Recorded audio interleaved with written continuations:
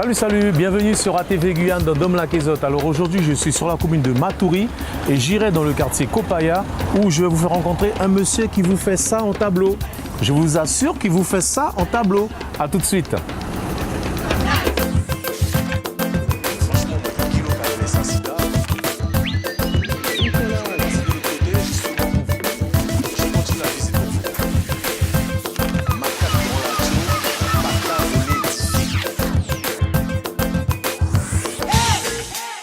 Bienvenue chez Did Medezo, l'artiste qui vous fera voir les maisons créoles comme vous ne les avez jamais vues. A tout de suite.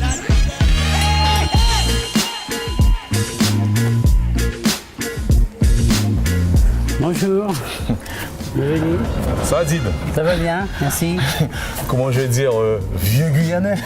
Ouais, c'est en quelque sorte. En quelque sorte, ça fait... Quoi, 27 ans?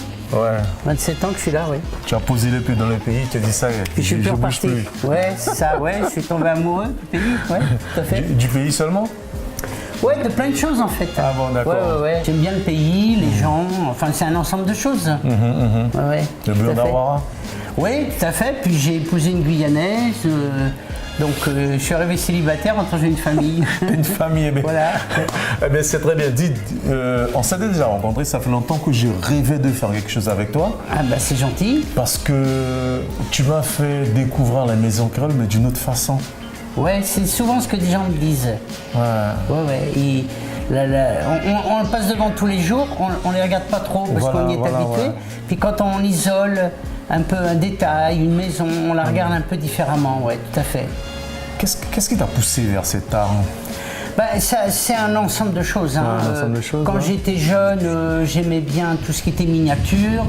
Et puis, dans mon métier, puisque j'avais travaillé dans la menuiserie, j'ai un peu côtoyé les compagnons du Tour de France, où on fait des choses en miniature. Donc, j'ai fait aussi pendant un certain temps de la photographie. Donc, j'avais un peu le regard à l'intérieur de l'appareil photo. D'accord. Alors, tout ce mélange-là m'ont un peu préparé à ce type de travail. Et puis, quand on voit tes tableaux, c'est une explosion de bonheur. Ouais, c'est ce que je ressens au dire des gens, ouais, tout à fait. Dis, on n'est même pas encore dans ton atelier que je commence déjà à rêver. Ah oui. Quand je vois ça, c'est extraordinaire. Ouais, ça c'est des contre-plongées, ce qu'on appelle. Mais c'est où ça? Ça c'est la Poudrière, c'est derrière la préfecture. C'est un bâtiment qui a été réhabilité par la région et qui sert justement de lieu d'exposition. J'étais en train de me dire que ça ressemble à un lieu que je connais. Ouais, c'est ça. La Poudrière, non? Et avec les morceaux de fer. Ouais, j'ai reconstitué une des parties du bâtiment en contre-plongée. Ce sont des vraies briques, l'acier, tout est vrai en fait. Hein. Simplement c'est à l'échelle réduite en quelque sorte. Ça a une fenêtre là. Voilà, ça c'est une maison. On a presque l'impression qu'il y a quelqu'un qui va sortir nous dire bonjour. C'est souvent ce qu'on dit aussi, oui. On l'attend là. Cette maison a disparu, mais c'est une belle demeure. C'était quelle maison ça? Alors elle était dans la rue, on l'appelle rue Jatfar ou rue d'Aramat. La rue d'Aramat, rue Jatfar, qui va vers le village chinois. Oui, c'est dans ce rue-là, en allant dans l'autre sens en fait. En allant plutôt vers la rue... 14-22 juin. Ouais, enfin dans cette direction, ouais. Vers la route de la Madeleine, c'est ça. Mais la maison n'est plus là, hein, elle a été détruite. D'accord. Et ce morceau là? Ça, c'est pareil, c'est une maison qui est pratiquement disparue. C'était rue Chelcher.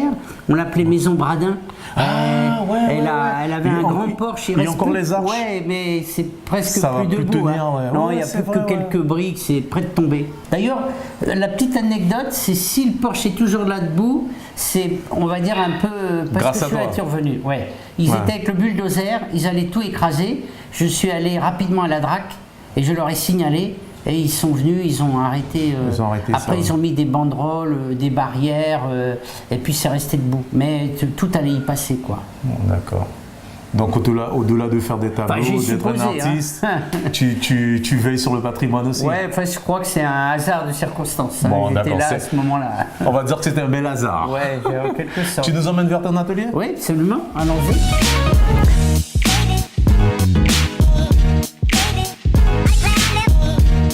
Ça représente quoi? C'est extraordinaire. Alors, c'est une reconstitution d'un angle de rue. C'est l'angle de la rue Madame Fayet. J'allais le dire. Tu sais quoi? Je viens de reconnaître cette maison. Ouais, c'est Madame Paillet et Félix Eboué.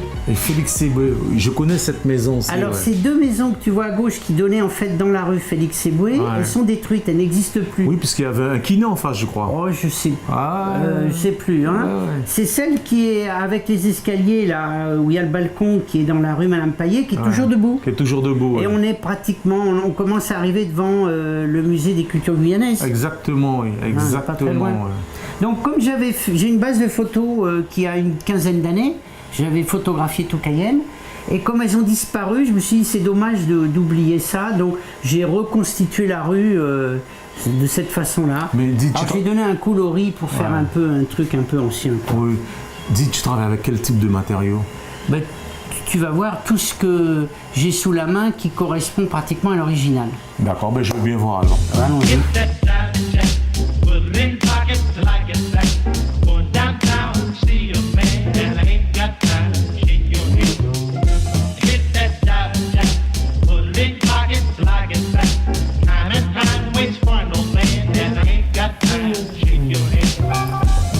Ça y est, ici nous sommes arrivés dans le Saint du Saint. Ouais, si on veut, ouais. C'est là où je fais les montages, la finition. Tu as le souci du détail, j'ai remarqué, mais c'est vraiment incroyable. Et en plus, je voulais te demander, mais tu utilises quel type de matériel? C'est pour ça qu'on est dans l'atelier. Oui, alors pour certaines choses, pratiquement tout ce que je récupère. Je t'ai mis, regarde sur la table, un exemple. Tu es donc dans le développement durable. On pourrait se demander qu'est-ce que je fais avec tout ça. Ben oui. Alors, la boîte de conserve, je la travaille pour qu'elle rouille. Donc elle devient comme ça. Après, une fois que je la découpe, j'en fais des plaques de tôle. Et c'est ce qui correspond à la tôle ondulée qu'on voit partout sur les toitures ou pour faire les palissades des maisons. Donc quand je fais un tableau où il y a des toits ou alors des palissades, la tôle, c'est la boîte de conserve. C'est incroyable. Et si tu regardes bien les boîtes de conserve, que ce soit pour les petites boîtes de petits pois ou si tu prends la boîte de maïs, les ondes changent de taille. Tu as les petites ondes, des moyennes. Là c'est vrai, là c'est tout oui, c'est plus petit que celle-là. Et là c'est plus large. Oui, alors comme j'ai des fois des perspectives où je dois aller du plus gros au plus petit, je change de taille et on a un effet de profondeur, rien que par le changement de la taille de l'onde. Alors après, pour faire des plus gros, je prends la boîte de collectivité là, qui est grosse, il y a des grosses ondes. Pour faire une base, par exemple, pour les petites boîtes aux lettres qu'on voit là-bas, tu vois, sur le mur. Les petites boîtes aux lettres, ouais. Ça c'est un modèle qui plaît beaucoup. Alors la base, je récupère du médium pour faire la base, le contreplaqué pour faire le fond, à la verticale, sur lequel je vais appliquer les tôles. Ouais. Mais comme des fois les sols sont pas réguliers, ici c'est ondulé, je récupère du polystyrène que je découpe, que je vais coller, et puis c'est sur ça que je vais habiller avec du plâtre. Ouais. Je l'habille avec du plâtre. Je fais un sol en fait, en plâtre. Après, la boîte aux lettres, je récupère du médium, des chutes de médium. Une fois que j'ai fait des bandes, je les recoupe en cubes. Et le cube, une fois qu'il est peint, ça fait une boîte aux lettres. Mais la boîte aux lettres pour faire la... ça sent pas en plus, hein. Ouais, parce qu'il y a un bout de fer dedans pour faire le pied. Le bout de fer, un reste de caddie. J'ai trouvé le fer rond sur un vieux caddie et avec ça je fais les piquets métalliques. Donc avec toi rien ne se perd. Non. Les lames de les faux plafonds en PVC, je les découpe en lamelles et avec le plastique je fais la partie qui ouvre la petite porte pour mettre le courrier. Je mets un clou pour faire la serrure, parce que l'idée c'est qu'il y ait du relief. Donc ça c'est du relief. C'est du relief, oui. Le clou donne le relief de la serrure. Et puis ça c'est quoi? Je le tamise. Une fois que je l'ai tamisé, je le teinte. Et qu'est-ce qu'on a? La latérite. On a la pelouse, le gazon, l'herbe. La latérite, je balaye la latérite, je la tamise. C'est vraiment de la latérite. C'est vraiment de la terre et je la colle. Donc en fait tu travailles sur tout ce que tu trouves, sur la matière première et tout. Tout sert. Les chutes de bois, je fais les piquets en bois pour les boîtes aux lettres qui ont un piquet en bois.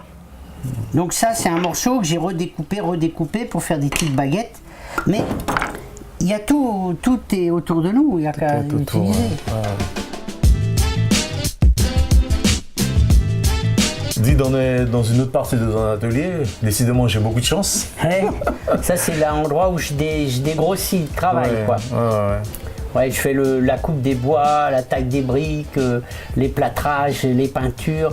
Le montage c'était là, on était tout à l'heure, mais là c'est un peu plus...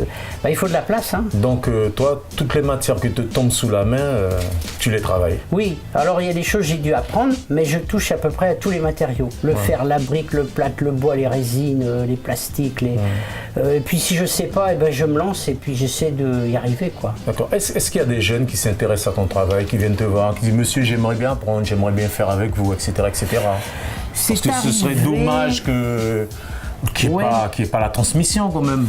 Ouais, c'est arrivé quelquefois, parce que j'ai même eu des écoles qui sont venues ici, mais c'est très compliqué parce que d'abord ça touche à des techniques différentes, à des machines, à des outils, c'est très diversifié. Alors l'apprentissage souvent c'est beaucoup plus ciblé sur on va peut-être faire une chose ou une autre, et puis le métier des arts c'est aussi, ils ont un circuit en art plastique et pas d'aller directement dans un atelier. Tout à fait, c'est un peu compliqué, je dirais. Hein, mais il faudrait qu'ils soient passionnés comme toi, quoi. Qu'il y ait un certain parcours passionné comme toi, qu'on revienne. Ouais, je pense qu'on est plus sur cette solution-là, ouais. D'accord. Ben on arrive pratiquement au terme de l'émission. Il y a un petit message que tu souhaiterais faire passer. Les temps sont tellement difficiles en ce moment. Ouais, je sais que le domaine des arts, on peut arriver quand même à en vivre. Faut aller jusqu'au bout. Je dirais mon message, c'est faut pas toucher à tout et puis ne pas chercher à se perfectionner dans ce qu'on fait. Aller toujours plus loin dans ce qu'on fait. Et je pense que c'est ce qui fait qu'on réussit. Il y en a qui veulent toucher à tout et puis tout toujours fait à moitié. Et puis il faut essayer d'aller de l'avant dans ce qui nous plaît. C'est comme ça qu'on y arrive. D'accord. J'espère que le message va passer. Quant à moi, j'espère que vous avez passé un très bon moment. Je pense que Didi, il y aurait tellement de choses à dire. J'aurais bien voulu faire un tableau, mais comme il vous l'a expliqué, c'est très technique tout ça. Donc on ne va pas s'amuser à faire n'importe quoi. Mais par contre, vous pouvez vous adresser à Didi, vous pouvez venir voir Didi. Je pense qu'il n'y aura pas de problème. J'espère que vous avez passé un très bon moment. À bientôt sur ATV dans un autre Dom la Guézotte. Allez, ciao.